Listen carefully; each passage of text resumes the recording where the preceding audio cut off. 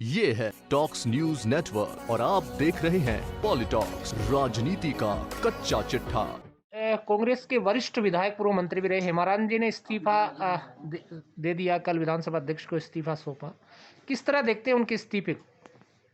देखिए, बहुत बड़ा दुर्भाग्य है कि इतने सीनियर लीडर जिनकी छवि बहुत ईमानदार, बहुत सुशील व्यक्ति की है, वो कोई पहली बार विधायक जीत के आने वालों नहीं, हमारे जैसे 6 बार विधायक रहे हैं, सीपीआई के लीडर रहे हैं, किसान कौम से आते हैं। और मैं एक उदाहरण उनका बताऊं कि जब 98 के समय सरकार थी तो राष्ट्र मंत्री थे, मैं उस समय 8 के अंदर जब चुनाव लड़ा था, तब उस दौरान मेरी उनसे मुलाकात हुई थी, किसी बात पे मेरी उनकी झगड़ी हुई थी।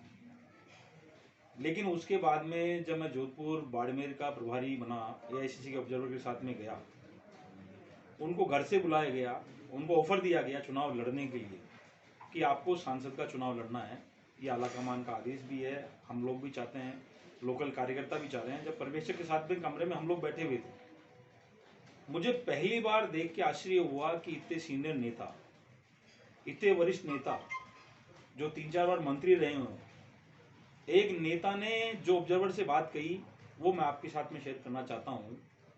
उन्होंने साफ साफ शब्दों में कहा कि मेरे पास में चुनाव लड़ने के लिए पैसा नहीं है,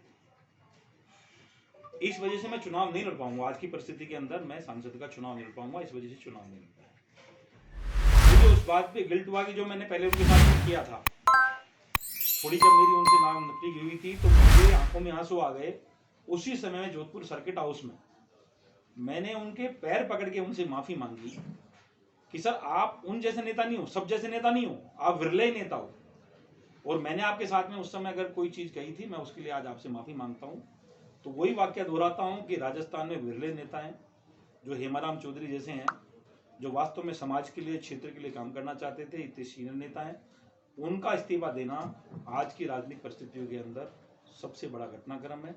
और जो उनकी मांग थी, मैं आपकी कांग्रेस आलाकमान से भी चाहता हूं। सर, ऐसी बातें आ रही हैं कई बार कि सुनवाई नहीं हो रही है कुछ विधायकों की, और बार बार कई सारे मुद्दे हैं जो संगठन और सरकार के बीच में चल रहे हैं। विधायकों के आरोप है कि अफसरशाही हावी है, तो क्या इश्यूज क्या है बेसिकली?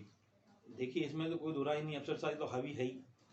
जहाँ पे मैंने कुछ दिन पहले भी कहा था कि सत्ता का विकेंद्रीकरण होना चाहिए, ज़्यादातर लोगों की भागीदारी इसके अंदर होनी चाहिए।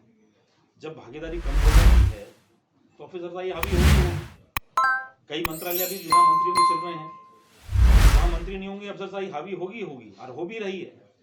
इसलिए मैंने पहले भी निवेदन किया था कि जल्दी से जल्दी सत्ता का विकेंद्रीकरण करा जाए, जिससे ज़्यादातर लोगों को मौका मिले। जितने ज़्यादा लोग होंगे सत्ता के भागीदार होंगे तो कार्यकर्ताओं के उतने ज़्यादा काम भी होंगे। तो ये आज सारी चीज़ें हो रही हैं, आज ऐसा नहीं काम नहीं हो रहे हैं, जो जरूरी काम है हो भी रहे हैं। क्या राजनीतिक नियुक्तियां नहीं हुई इन दिनों में?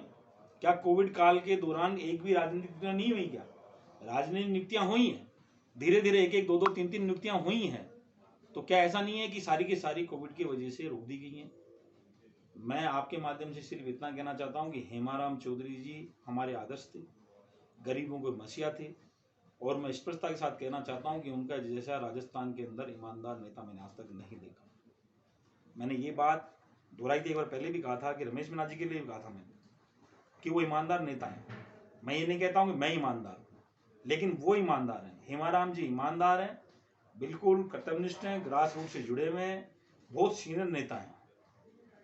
तो उनकी जो मांग है, या उन्होंने भावुकता में या किसी भी तरह से इस्तीफा दिया हुआ, इनका इस्तीफे की जो वजह है वो देखनी चाहिए, और आलाकमान को किसी भी परिस्थिति में उनको मनाना चाहिए जिससे कांग्रेस को कोई नुकसान नहीं हो। यही बात मैं कहना चाहता हूँ। और क्या परिस्थितियां रही, कई बार जब बात होती थी तो उनके आंखों से आंसू निकलते थे, इसलिए हमें भी दुख होता था। जब इतने सीनियर नेता दुखी हैं तो हम तो नए लोग हैं, नौजवान हैं, हम तो अपने आप को कैसे न कैसे बनकर आज इस राजनीति में रख पाते थे। लेकिन हो सकता है उनका बांध टूट गया हो, इस वजह से इस्तीफा दिया। लेकिन आपके माध्यम से, मीडिया के माध्यम से फिर भी मैं उनसे हाथ जोड़ के प्रार्थना करना चाहता हूँ कि वो अपना इस्तीफा वापस लें, जिससे कांग्रेस को कोई कमजोर नहीं हो, कांग्रेस मजबूत रहे। लेकिन उन्होंने जो ये कदम उठाया, इस कदम की वास्तव में जांच होनी चाहिए कि ये कदम उन्होंने क्यों उठाया। ये है टॉक्स न्यूज नेटवर्क और आप देख रहे हैं पॉलिटॉक्स, राजनीति का कच्चा चिट्ठा।